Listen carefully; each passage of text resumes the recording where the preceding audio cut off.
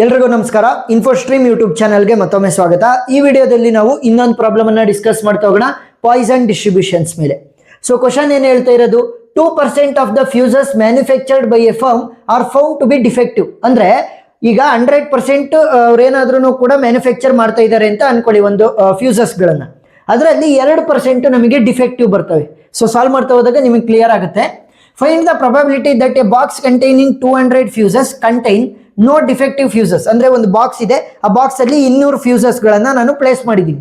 ಆ 200ರಲ್ಲಿ no defective fuse ಇದೆ ಅಂತಂದ್ರೆ ಯಾವುದು ಕೂಡ ಡಿಫೆಕ್ಟಿವ್ ಫ್ಯೂಸ್ ಬಂದಿಲ್ಲ. ಇಲ್ಲ ಅಂತಂದ್ರೆ 3 ಆರ್ ಮೋರ್ ಡಿಫೆಕ್ಟಿವ್ ಫ್ಯೂಸಸ್ ಗಳು ಇರಬಹುದು ಅನ್ನೋದ್ರದ್ದು ಪ್ರೊಬಬಿಲಿಟಿನ ಕಂಡುಹಿಡಿಯಿರಿ ಅಂತ ಕೇಳ್ತಾ ಇದ್ದಾರೆ. ಸಾಲ್ವ್ ಮಾಡ್ತಾ ಹೋಗೋಣ. ಸೊಲ್ಯೂಷನ್ ಫಸ್ಟ್ ಕ್ವಶನ್ ಏನ್ ಕೊಟ್ಟಿರೋದು, 2% ಫ್ಯೂಸಸ್ ಅಂತ ಅಂದ್ರೆ ಪ್ರೊಬಬಿಲಿಟಿ ಆಫ್ ಡಿಫೆಕ್ಟಿವ್ ಫ್ಯೂಸಸ್ ಎಷ್ಟು ಕೊಟ್ಟಿದ್ದಾರೆ, 2% ಅಂತ ಕೊಟ್ಟಿದ್ದಾರೆ.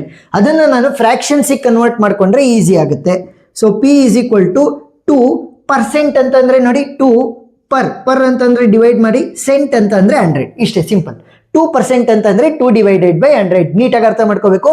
2% ಕನ್ಫ್ಯೂಸ್ ಆಗ್ಬಿಡ್ತಾರೆ, ಮಲ್ಟಿಪ್ಲೈ ಮಾಡಬೇಕು 100 ಅನ್ನ ಡಿವೈಡ್ ಮಾಡಬೇಕು ಅಂತ ಕನ್ಫ್ಯೂಷನ್ ಇರಬಾರ್ದು. 2 ಪರ್ ಅಂತಂದ್ರೆ ಡಿವೈಡ್ ಮಾಡಬೇಕು, ಸೆಂಟ್ ಅಂತಂದ್ರೆ 100. ಸೊ 2 ಡಿವೈಡೆಡ್ ಬೈ 100 ಅಂದ್ರೆ 0.02. ಸೊ ಇವಾಗ ಪ್ರೊಬಬಿಲಿಟಿ ಗೊತ್ತಾಯ್ತು ನನಗೆ. Probability of the defective fuses is equal to 0.02.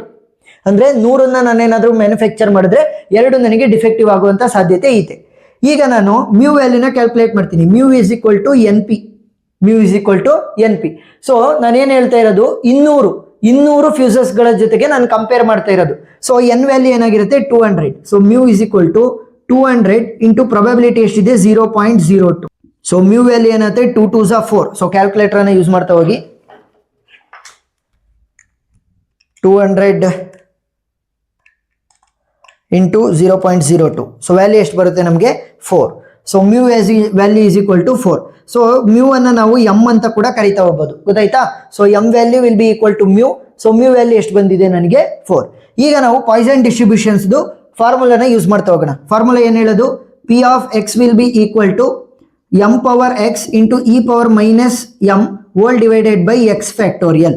So formula ನೀಟಾಗಿ ಗೊತ್ತಿರಬೇಕು. P of X will be equal to M power X into E power minus M whole divided by X factorial. ಇಲ್ಲಿ ನನಗೆ M value ಗೊತ್ತಿದೆ. So P of X will be equal to M value ಎಷ್ಟು, 4. So 4 power X into E power minus 4 whole divided by X factorial. So ಇಷ್ಟನ್ನ ಬರೆಯೋಣ. ಈಗ ಅವ್ರು ಕೇಳಿರುವಂತ conditions ಪ್ರಕಾರ ನಾವು ವ್ಯಾಲ್ಯೂನ ಸಬ್ಸ್ಟಿಟ್ಯೂಟ್ ಮಾಡಬೇಕಾಗುತ್ತೆ. ಎಕ್ಸ್ ವ್ಯಾಲ್ಯೂ ಮೊದಲನೇದೇನು ಕೇಳಿರೋದು, no defective fuses.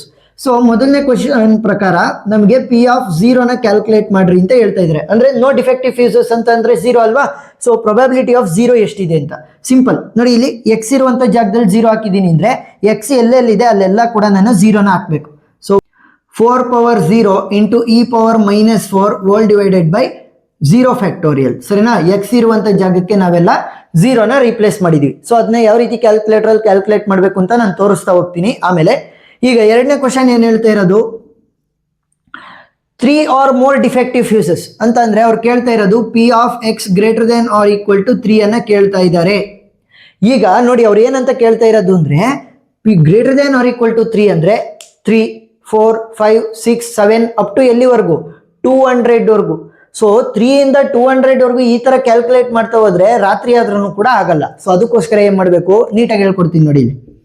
Probability of 0 ಅಂತಂದ್ರೆ 0 defective, probability of 1 defective, probability of 2 defective, probability of 3 defective, probability of 4 defective.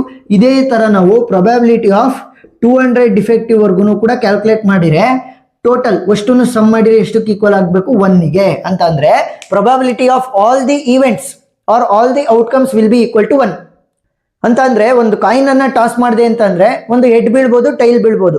ಅದು ಎರಡರದ್ದು ಕೂಡ ಪ್ರೊಬಬಿಲಿಟಿಯನ್ನ ಸೇರಿಸಿದ್ರೆ ಎಷ್ಟಕ್ಕೆ ಈಕ್ವಲ್ ಆಗಬೇಕು, 1. ಅಂದ್ರೆ ನಮ್ದು ಏನೇ ಈವೆಂಟ್ ಆದ್ರೂ ಕೂಡ ಅದ್ರದ್ದು ಎಲ್ಲಾ ಪಾಸಿಬಲ್ ಔಟ್ಕಮ್ಸ್ ಗಳ ಪ್ರೊಬಬಿಲಿಟಿಯನ್ನ ಆಡ್ ಮಾಡಿದ್ರೆ ಅದು 1ಗೆ ಈಕ್ವಲ್ ಆಗ್ಬೇಕು. ಅವ್ರೇನ್ ಕೇಳ್ತಾ ಇರೋದು, ಪ್ರೊಬಬಿಲಿಟಿ ಆಫ್ 3 ಇಂದ ಇಟ್ಕೊಂಡು 200 ವರ್ಗು ಕೂಡ ಕ್ಯಾಲ್ಕುಲೇಟ್ ಮಾಡ್ರಿ ಅಂತ ಕೇಳ್ತಾ ಇದ್ದಾರೆ.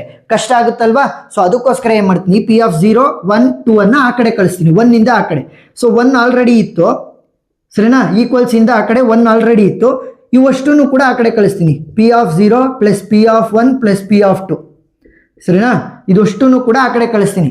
ಈ ತರ ಏನಕ್ಕೆ ಸಪರೇಟ್ ಬ್ರಾಕೆಟ್ ಹಾಕಿದೆ ಅಂತಂದ್ರೆ ಇಲ್ಲಿ ನೋಡಿ ಮೈನಸ್ ಪಿ ಆಫ್ 0ನೇ ಆಗುತ್ತೆ, ಮೈನಸ್ ಪಿ ಆಫ್ 1ನೇ ಆಗುತ್ತೆ, ಮೈನಸ್ ಪಿ ಆಫ್ 2ನೇ ಆಗುತ್ತೆ.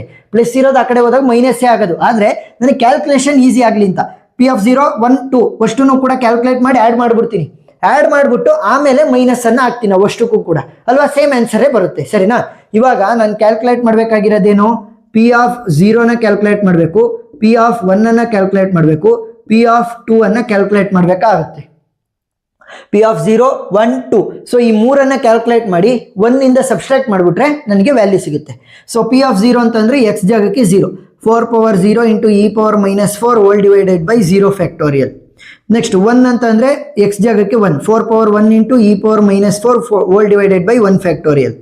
ನೆಕ್ಸ್ಟ್ 2 ಅನ್ನು ಹಾಕಿ ಎಕ್ಸ್ ಜಾಗಕ್ಕೆ 4 power 2 into E power minus 4 whole divided by 2 factorial. ಇಷ್ಟೇ ಸಿಂಪಲ್. ಸೊ ಇದಷ್ಟು ಕೂಡ ನಾವು ಇವಾಗ ಕ್ಯಾಲ್ಕುಲೇಟರಲ್ಲಿ ಕ್ಯಾಲ್ಕುಲೇಟ್ ಮಾಡ್ತಾ ಹೋಗೋಣ.